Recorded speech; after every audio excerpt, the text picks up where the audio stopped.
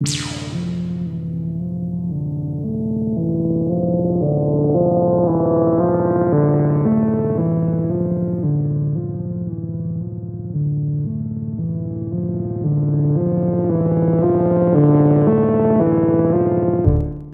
india Visitación vio a Rebeca en el mecedor, chupándose el dedo y con los ojos alumbrados como los de un gato en la oscuridad.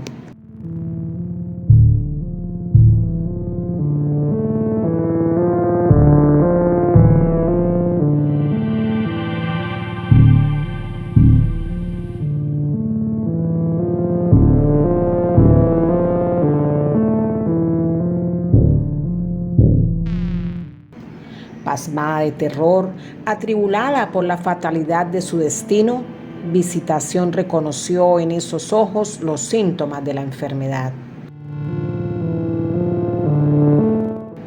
Era la peste del insomnio.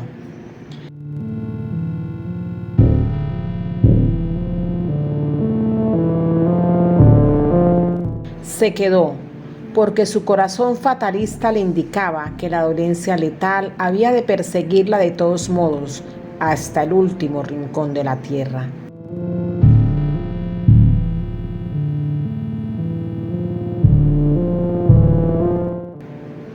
Macondo era entonces una aldea de 20 casas de barro y caña brava, construidas a la orilla de un río de aguas diáfanas que se precipitaban por un lecho de piedras pulidas, blancas y enormes como huevos prehistóricos.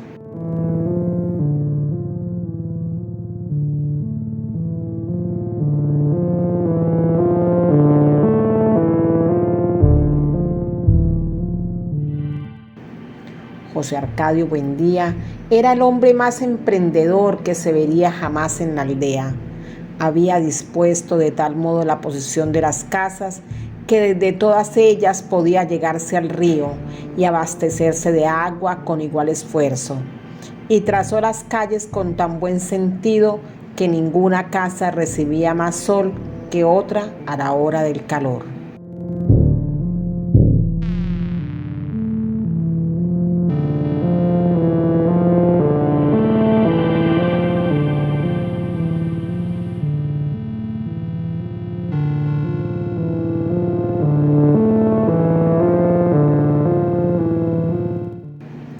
En pocos años, Macondo fue una aldea más ordenada y laboriosa que cualquiera de las conocidas hasta entonces por sus 300 habitantes. Era en verdad una aldea feliz.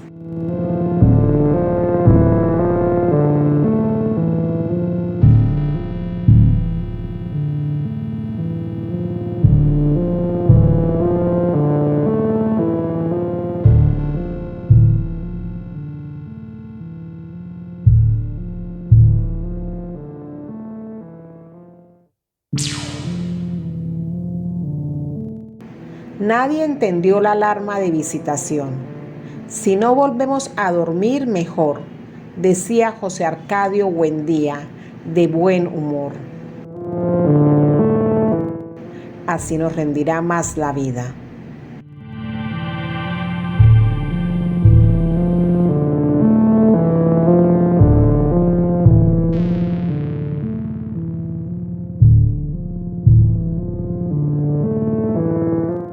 Pero la india les explicó que lo más temido de la enfermedad del insomnio no era la imposibilidad de dormir, pues el cuerpo no sentía cansancio alguno, sino su inexorable evolución hacia una manifestación más crítica, el olvido.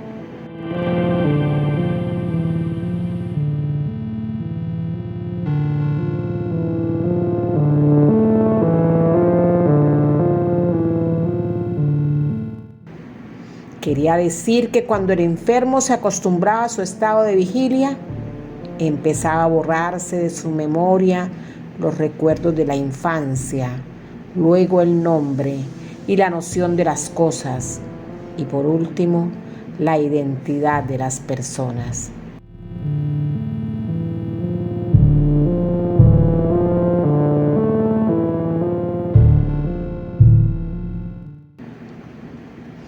José Arcadio Buendía, muerto de risa, consideró que se trataba de una de las tantas dolencias inventadas por la superstición de los indígenas. Pero Úrsula, por si acaso, tomó la precaución de separar a Rebeca de los otros niños. Al cabo de varias semanas, cuando el terror de visitación parecía aplacado, José Arcadio Buendía se encontró una noche dando vueltas en la cama sin poder dormir.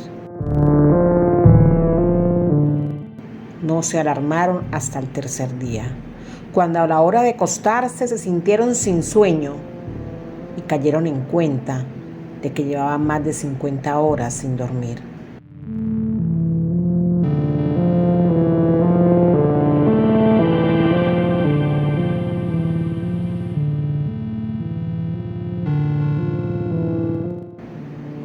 Los niños también están despiertos, dijo la india con su convicción fatalista. Una vez que entra en la casa, nadie se escapa a la peste.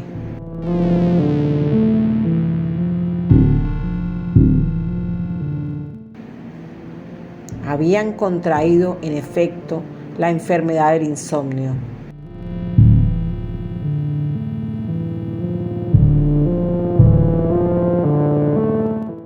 Úrsula, que había aprendido de su madre el valor medicinal de las plantas, preparó e hizo beber a todos un brebaje de acónito, pero no consiguieron dormir, sino que estuvieron todo el día soñando despiertos.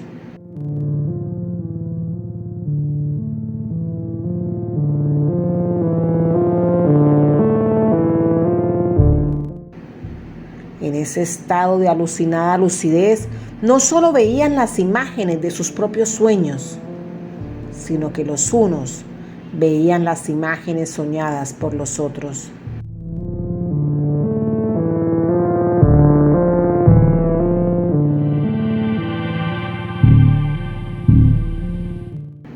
Era como si la casa se hubiera llenado de visitantes.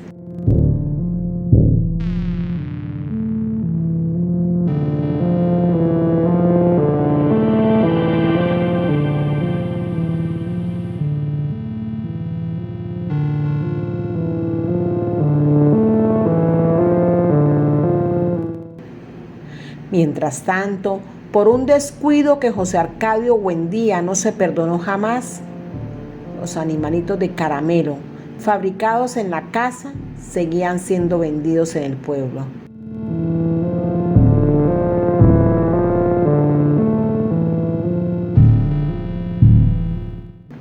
Niños y adultos chupaban encantados los deliciosos gallitos verdes del insomnio, los exquisitos peces rosados del insomnio y los tiernos caballitos amarillos del insomnio, de modo que el alba del lunes sorprendió a todo el pueblo.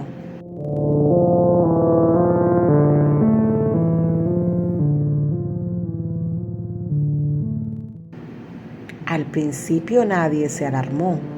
Al contrario, se alegraron de no dormir porque entonces había tanto que hacer en Macondo que el tiempo apenas alcanzaba. Trabajaron tanto que pronto no tuvieron nada más que hacer y se encontraron a las 3 de la madrugada con los brazos cruzados, contando el número de notas que tenía el valse de los relojes.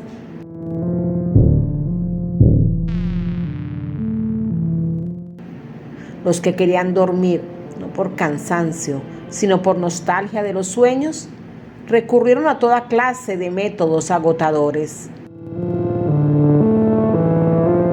Se reunían a conversar sin tregua, a repetirse durante horas y horas los mismos chistes, a complicar hasta los límites de la exasperación el cuento del gallo capón. Y cuando contestaban que sí, El narrador decía que no había pedido que dijeran que sí, sino que si querían que les contara el cuento del gallo capón. Y cuando contestaban que no, el narrador decía que no les había pedido que dijeran que no, sino que si querían que les contara el cuento del gallo capón.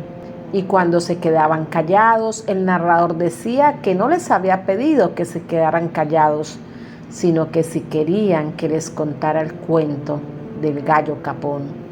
Y así sucesivamente, en un círculo vicioso que se prolongaba por noches enteras.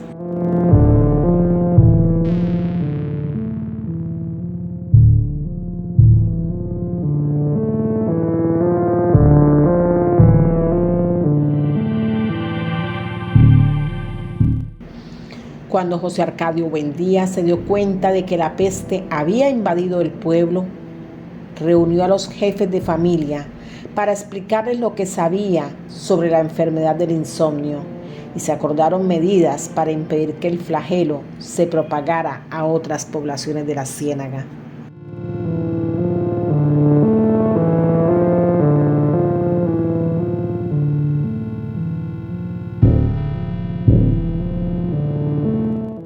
Fue así como les quitaron a los chivos las campanitas que los árabes cambiaban por guacamayas y se pusieron a la entrada del pueblo a disposición de quienes desatendían los consejos y súplicas de los centinelas e insistían en visitar la población.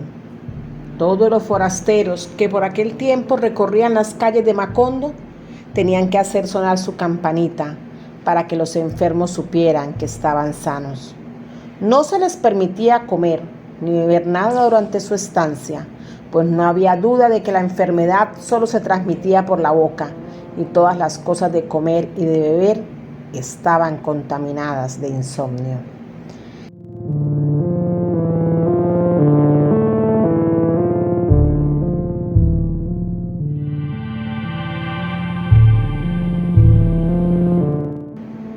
En esa forma se mantuvo la peste circunscrita al perímetro de la población. Tan eficaz fue la cuarentena que llegó el día en que la situación de emergencia se tuvo por cosa natural y se organizó la vida de tal modo que el trabajo recobró su ritmo y nadie volvió a preocuparse por la inútil costumbre de dormir.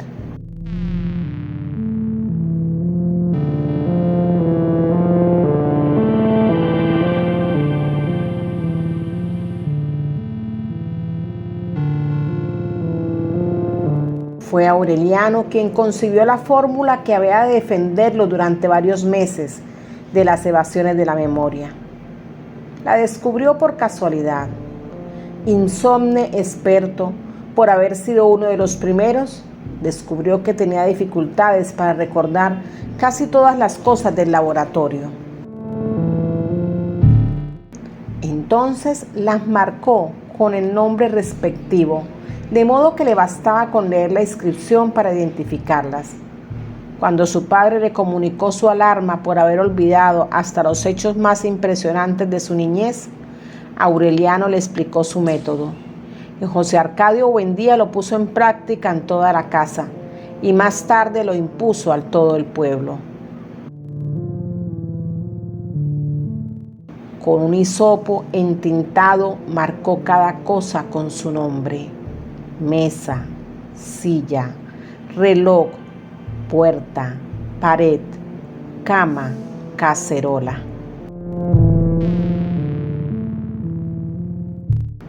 Fue al corral y marcó los animales y las plantas: vaca, chivo, puerco, gallina, yuca, malanga, guineo.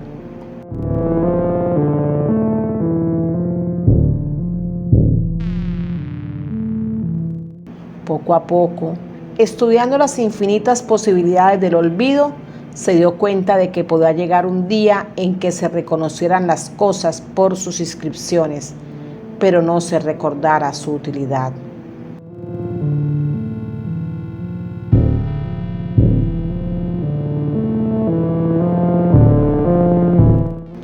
Entonces fue más explícito. El letrero que colocó en la cerviz de la vaca Era una muestra ejemplar de la forma en que los habitantes de Macondo estaban dispuestos a luchar contra el olvido.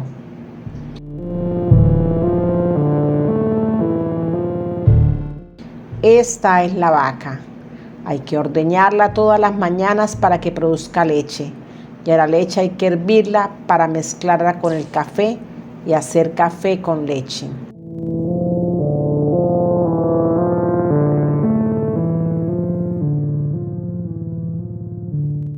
Así continuaron, viviendo en una realidad escurridiza, momentáneamente capturada por las palabras, pero que había de fugarse sin remedio cuando olvidaran los valores de la letra escrita.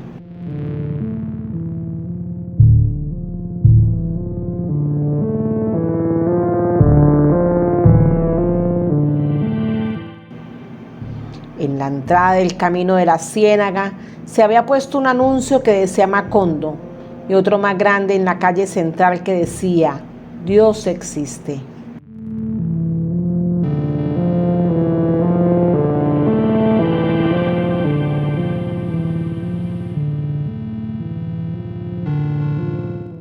En todas las casas se habían escrito claves para memorizar los objetos y los sentimientos.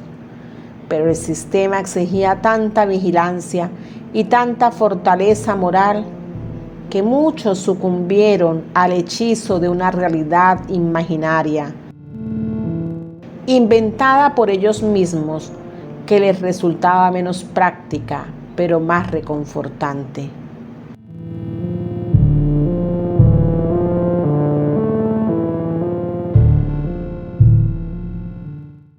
Pilar Ternera fue quien más contribuyó a popularizar esa mistificación, cuando concibió el artificio de leer el pasado en las barajas, como antes había leído el futuro. Mediante ese recurso, los insomnes empezaron a vivir en un mundo construido por las alternativas inciertas de los naipes.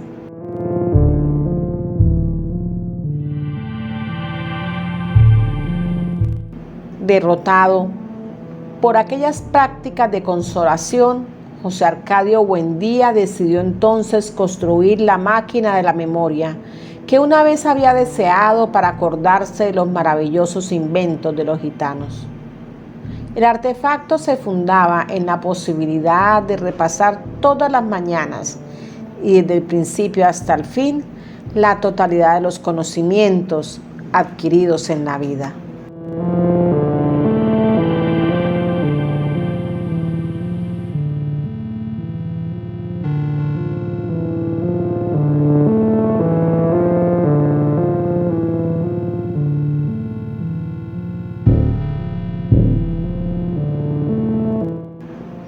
Había logrado escribir cerca de 14.000 fichas cuando apareció por el camino de la ciénaga un anciano estrafalario con la campanita triste de los durmientes, cargando una maleta ventruda amarrada con cuerdas y un carrito cubierto de trapos negros.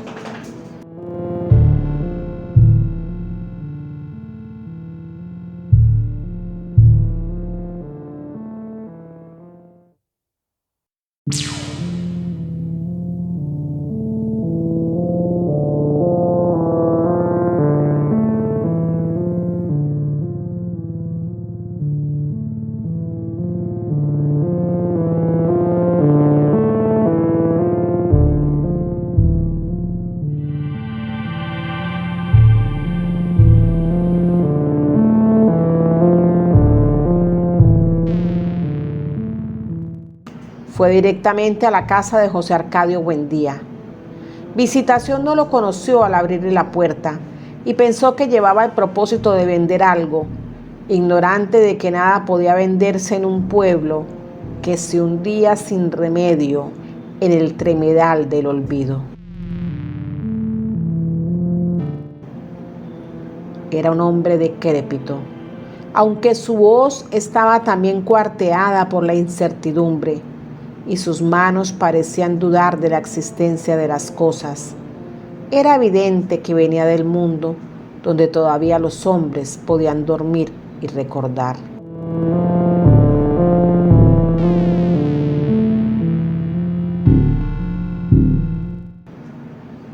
José Arcadio Buendía lo encontró, sentado en la sala, abanicándose con un remendado sombrero negro, mientras leía con atención compasiva los letreros pegados en las paredes.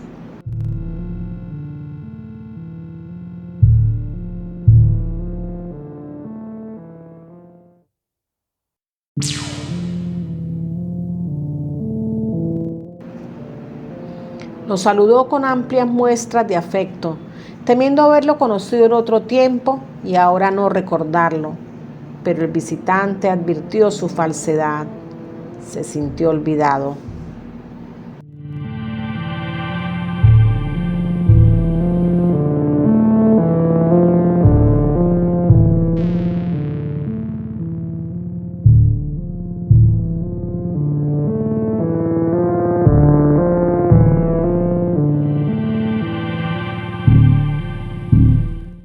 No con el olvido irremediable del corazón, sino con otro olvido más cruel e irrevocable que él conocía muy bien, porque era el olvido de la muerte.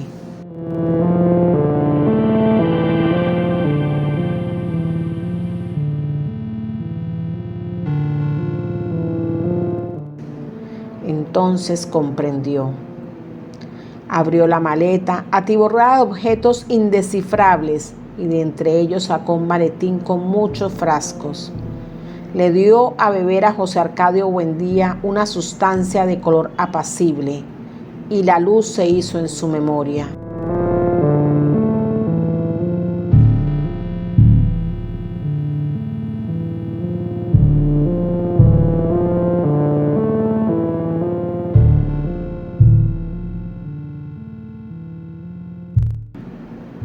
Los ojos se le humedecieron de llanto antes de verse a sí mismo en una sala absurda donde los objetos estaban marcados y antes de avergonzarse de las solemnes tonterías escritas en las paredes y aún antes de reconocer al recién llegado en un deslumbrante resplandor de alegría.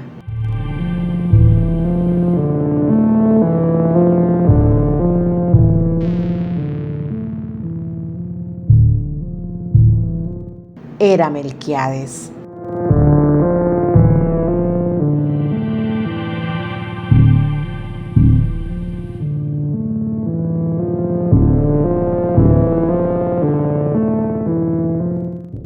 Mientras Macondo celebraba la reconquista de los recuerdos, José Arcadio Buendía y Melquiades le sacudieron el polvo a su vieja amistad. El gitano iba dispuesto a quedarse en el pueblo. Había estado en la muerte, en efecto, pero había regresado porque no pudo soportar la soledad.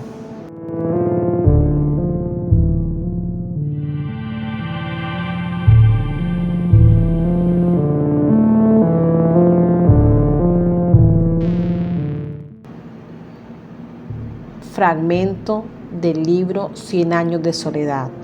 Autor Gabriel García Márquez.